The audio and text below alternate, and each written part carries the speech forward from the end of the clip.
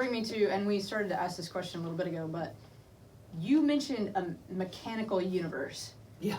Can you, like, I'm struggling with that. What does that, connect the dots for me a little bit.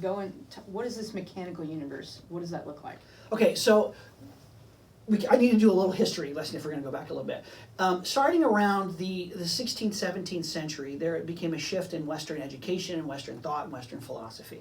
And it kind of works out with, if you want to use it as Sir Isaac Newton is kind of the basis. It's not really the basis, but because it happened before him. But he's like the icon you can hold up. Sir Isaac Newton describes a universe that operates according to laws that are set and are predetermined, and they operate without any kind of input or control. Mm-hmm. So the way to think about it is, think of a clock, and I don't mean a digital clock. See, our problem with clocks is our clocks are all digital. If you ripped off the back of a real clock, the one that has the gears and everything, when you look inside that, you see gears going tick, tick, tick, and a thing going tick, tick, tick. It's doing what it's doing without anyone's deciding anything. Right. It's just a machine. No decision making, no thought process. Sure. No, I like this, I don't prefer that. Right. I prefer this, I don't prefer that. Like none of that. It is simply, it's executing what it's executing. That is a mechanistic universe. Mm-hmm. So when we think about the laws of gravity, that's actually where all of that language comes out of. Sure.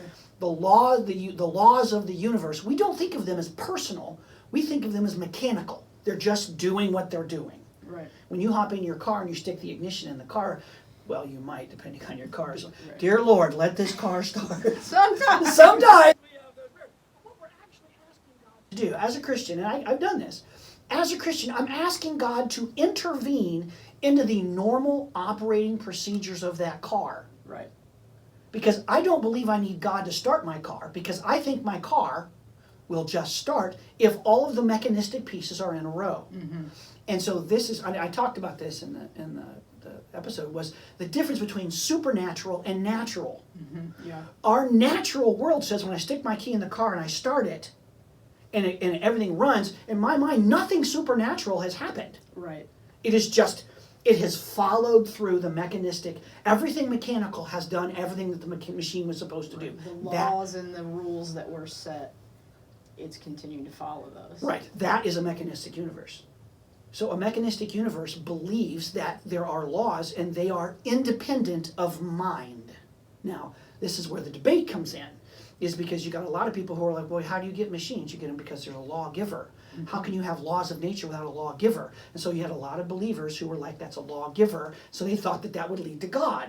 A large number of people, increasingly since then, have said, you don't need God. You've just got laws. Right, which is that whole philosophical argument about where did those come from and who put them there. And right. The bottom line is whether you're a believer or whether you are an atheist, both of us live in a mechanistic universe. Okay. As the believer, we just go, well, God's the one who started it.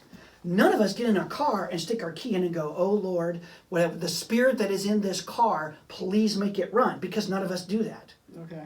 Right? But that still is, you're separating that mentality from this ancient idea. Yeah. And you're still putting us as Christians and even atheists in the same box of putting an emphasis on science and natural law. Right. Materialism even. And categorically looking at two separate ideas. And this is why I thought most people would really struggle with this podcast. Mm-hmm. And this is why I wanted to talk about it, because it's really hard. Because we keep wanting to take that mechanistic idea and stick it on top of them and then throw God's in on top of it. Right. Which doesn't work. No. And we keep thinking to ourselves, well, why do they believe in gods? What you have to do is you've got to get rid of the entire mechanistic idea completely. That. Okay, let me... That's hard.